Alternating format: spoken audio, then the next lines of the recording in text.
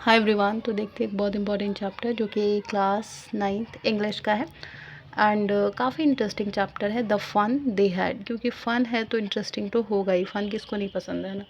काफ़ी ज़्यादा इंटरेस्टिंग है, तो चलिए देखते हैं कि आखिर इंटरेस्टिंग है भी कि नहीं, पर है, ट्रस्ट में है। तो समझते हैं द फन दे हैड के अंदर है क्या। देखिए इसमें मेनली दो कैरेक्टर्स हैं, मार्गी एंड टॉमी। एंड ये दोनों जो है ना, मार्गी 11 ईयर्स ओल्ड है, टॉमी 13 ईयर ओल्ड है।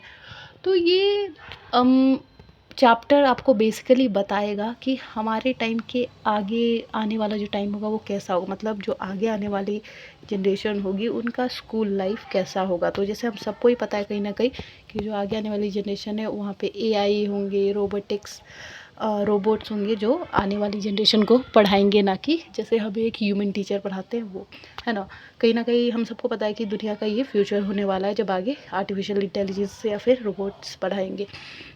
तो इसी बारे में ये चैप्टर है। तो देखिए क्या होता है ना कि इनमें इनके जो दादाजी होते हैं मार्गी के, वो इन लोगों को बिठा के एक कहानी सुना रहे होते हैं, जैसे सबके ग्रैंड पेरेंट्स सुनाते ही हैं कि स्कूल तो हमारे टाइम का होता था। इसके दादा के दादाजी सुनाते हैं कि स्कूल हमारे टाइम का होता था, उस टाइम हम लोग बहुत मज़े करते थे, हमारे टीचर्स आते थे, हम लोग स्कूल में जाते थे, साथ में बैठ के बेंच पे पढ़ाई करते थे, बहुत मस्ती करते थे, और जो नहीं समझ में आता था हम टीचर से डायरेक्टली पूछ लेते थे, है ना। तो मार्गी कहती है कि भला स्कूल किसका इंटरेस्टिंग हो सकता है, क्योंकि अब ये लोग तो अपने एक घर के एक ही कमरे में बैठ के अलग अलग सब अकेले अकेले पढ़ रहे होते, क्योंकि रोबोट्स पढ़ाएंगे तो जाहिर सी बात है कि हम सब अलग अलग ही पढ़ेंगे। जैसे कैसे लॉकडाउन के टाइम हुआ था, एक कोई टीचर था और हम लोग अपने घर के अंदर बैठ के पढ़ रहे थे, तो क्या हमें उतना मज़ा आ रहा था? नहीं ना, बोरिंग सा ही लगता है। स्कूल में जाते हैं, कोई कुछ बोल रहा होता है, कोई कुछ कर रहा होता है, कोई शैतानी कर रहा है, तो कहीं ना कहीं मज़ा आता है मेरा।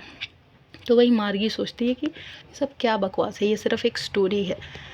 लेकिन टॉपी जो होता है ना, उसको उसके स्टोर रूम के अंदर एक बुक मिलती है, तो वो बुक जो है ना, जब उसको मिलती है तो वो पढ़ने लगता है। तो टॉमी पूछती है, मार्गी पूछती है कि ये बुक किस बारे में और ये क्या बुक है। तो देखिए मार्गी को ना एक डायरी लिखने की आदत है, वो हर रात डायरी लिखती है। तो वो 17/21/57 को एक डायरी में लिखती है कि Tommy got a real book. Real book का क्या मतलब है? रियल बुक का मतलब प्रिंटेड बुक्स। अब जाहिर सी बात है कि जो रोबोट्स और एआई का जब टाइम होगा तो सारा काम कंप्यूटर पे होगा, हमारा बुक्स वगैरह भी सारा ऑनलाइन ही होगा, मतलब पीडीएफ की फॉर्म में। तो हमारे पास पेजेस वाले कॉपी तो होंगे ही नहीं। तो वही लिखती है वो कि Tommy got a real book अपनी डायरी के अंदर। तो रियल बुक का मतलब है कि प्रिंटेड बुक्स उसको मिले। तो फिर जब टॉमी उसको दिखाता है वो बुक, तो वो कहती है कि ये कैसी बुक है? तो वो कहता है ये मुझे मेरे स्टोर रूम में मिली है और ये स्कूल के बारे में इसमें लिखा हुआ है। तो कहती है स्कूल के बारे में लिखा और तुम पढ़ रहे हो, ये किसको इंटरेस्टिंग लग सकता है? तो वो कह रहा है कि वो बिल्कुल इंटरेस्टिंग बुक है, काफ़ी कुछ इसमें लिखा हुआ है। तो वो पढ़ती है, मतलब वो पढ़ रहा होता है टॉमी। तो क्या होता है ना कि मार्गी जो होती है उसके लगातार ज्योग्राफी में मार्क्स कम आ रहे होते हैं, क्योंकि जब वो टेस्ट, जैसे यूनिट टेस्ट वगैरह होता है, क्लास टेस्ट, तो वो चेक करते हैं वो लोग। तो जाहिर सी बात है कि चेक भी रोबोट्स ही, क्योंकि उसका टीचर है तो वही चेक करेंगे ना। तो फिर जब वो चेक करता है तो उसके नंबर काफ़ी कम आ रहे हैं। तो मार्गी का जो हमारा रोबोट है या जो उसके टीचर हैं, मैकेनिकल टीचर जो हैं, वो ख़राब हो जाते हैं। तो उनकी मम्मी जो है बुलाती है किसको?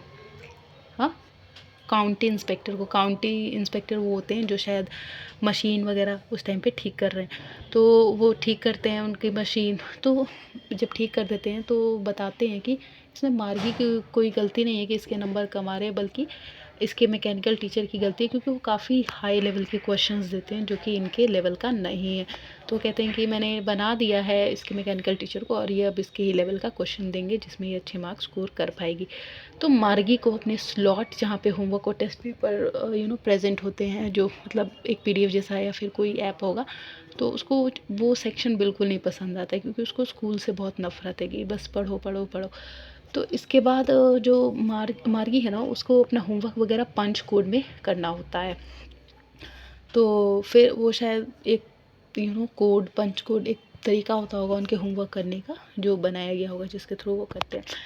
तो इसकी मम्मी होती है मिसेस जोनस, मार्गी की मम्मी मिसेस जोनस। तो वो ये बुलाती हैं क्योंकि मार्गी अभी गई होती है टॉमी के पास और वो बोलती है कि बुक में आखिर तुम्हें क्या मिला? तो टॉमी कहता है कि देखो इसमें ऐसी-ऐसी बात है कि जैसे हमारे ग्रैंडफ़ादर के ग्रैंडफ़ादर ने हमें बताया था कि कैसे वो स्कूल जाते थे एंड वो लोग सब साथ में बैठ के पढ़ते थे। उन्हें कोई ह्यूमन टीचर पढ़ाया करते थे एंड वो अपने डाउट्स पूछते थे उनसे। हमारी तरह नहीं कि हमें कोई एक मैकेनिकल टीचर पढ़ा रहा है और हम सब अपने-अपने घर में बैठ के सेपरेटली पढ़ रहे हैं, कोई फ़न नहीं है, कुछ भी नहीं है। तो मार्गी कहती है कि ऐसे कैसे हो सकता है? फिर वो भी ये बुक पढ़ती है, तो उसको भी काफ़ी इंटरेस्टिंग लगता है और वो सोचने लगती है इस चीज़ को। तो जब वो पढ़ रही होती है टॉमी के साथ मिलके वो, तो उसकी मम्मी मिसेस जोनस बुला लेती है कि मार्गी आ जाओ, तुम्हारे क्लासेस का टाइम हो गया है। मेनली इन लोगों की क्लासेस जो है सेम टाइम पे ही लगती थी और सैटरडे और संडे को ऑफ होता था। सेम टाइम पे इसलिए क्योंकि इसकी मम्मी का मानना था कि अगर सेम टाइम पे डेली पढ़ोगे तो पढ़ाई अच्छी होगी और वो मेमोरी में ज़्यादा दिनों तक या ज़्यादा देर तक रहेगी। हाँ, वैसे बात भी ठीक है क्योंकि मतलब जब हम एक ही टाइम पे एक चीज़ करते हैं तो हमें याद रहता है कि हाँ, हम पढ़ रहे थे, कुछ ऐसा-वैसा, मतलब रिकॉल करने में आसान होता है। तो जब मार्गी जाती, मतलब वो मना करती है कि नहीं-नहीं मैं नहीं आ रही हूँ, मैं यहाँ पे बुक पढ़ रही हूँ। उसकी मम्मी कहती है नहीं, पहले आप क्लास लगाओ। तो फिर वो जाती है। जब वो क्लास लगाती है ना, तो तभी वो जो भी उसने उस बुक में पढ़ा था वो वही सब सोच रही थी कि कैसे उस पहले के ज़माने में सब एक साथ बैठ के पढ़ते थे, कितना मज़ा आता होगा, मस्ती करते थे, झगड़े करते थे, मज़ाक-मज़ाक में, है ना? और उनको एक इंसान टीचर पढ़ाते था जिससे वो पूछ सकते थे, हमारी तरह नहीं जो उनके होमवर्क्स चेक होने में टाइम लगता था और जो भी गलती वगैरह वो करते थे, अगर वो चाहें तो छुपा भी सकते थे मार्क्स वगैरह और हमारे मार्क्स तो डायरेक्ट डिस्प्ले हो जाते हैं, तो जिससे हम बच भी नहीं सकते। और वैसा-वैसा काफ़ी कुछ सोचते, वो सोचते हैं कि काश हम भी ऐसे स्कूल में पढ़ पाते, ऐसे टाइम को एन्जॉय कर पाते। और टॉमी जो है वो कहता है कि अ, ये बुक वाला सिस्टम मुझे कुछ ख़ास पसंद नहीं आ रहा, क्योंकि ये जो बुक होती है, जैसे जिसको रियल बुक कह रहे हैं, प्रिंटेड बुक को, ये वेस्ट है। मतलब एक बार अगर इसको पढ़ लो तो ये वेस्ट हो जाएगी। और जो हमारी बुक है, ई बुक है, मतलब ऑनलाइन जो वो कंप्यूटर्स वगैरह पे पढ़ते हैं, ये बुक अच्छी है क्योंकि इसमें हम जैसे चाहें, उनको वो बुक इसलिए अजीब लग रही होती है ना, जो रियल बुक है, प्रिंटेड बुक, क्योंकि उसमें वर्ड मूव नहीं हो रहे। अब वो तो प्रिंटेड है, वो कैसे मूव होगा, लेकिन जो पीडीएफ वगैरह में हम पढ़ते हैं तो हम अप डाउन साइड कर सकते हैं ना, तो वो चीज़ उसमें वो कह रहे थे कि कितनी अजीब है, पहले के टाइम में कैसे बुक्स होती थी। हमारी बुक्स में हम एक्स्ट्रा नोट्स भी ऐड कर सकते हैं, उस पीडीएफ को बड़ा या छोटा भी कर सकते हैं, वर्ड्स को मूव कर सकते हैं, लेकिन ये बुक तो ऐसी है कि जैसी की तैसी है और इसमें कोई वर्ड्स मूव नहीं हो रहे हैं। और ये एक बार प्रिंट हो गई तो वो दोबारा कभी ना उसमें ऐड हो सकता है, वर्ड ना हटाया जा सकता है। तो कह रहे हैं कि ये वेस्ट हो जाती है एक बार पढ़ने के बाद। और फिर उसके बाद लेकिन जो हमारी मार्गी है उसको ये चीज़ें काफ़ी पसंद आती हैं और वो सोचती है कि वो टाइम कितना अच्छा था, काश मैं उस टाइम पे जा पाती। तो यही था द फन दे हैड, कि मतलब पुराने टाइम को, जैसे हम लोग कहते हैं ये तो पुराना कल्चर है, ये है वो है, लेकिन जब हम उस फेज़ में जाते हैं तो हमें लगता है कि हाँ वो चीज़ सही थी, ऐसा वैसा।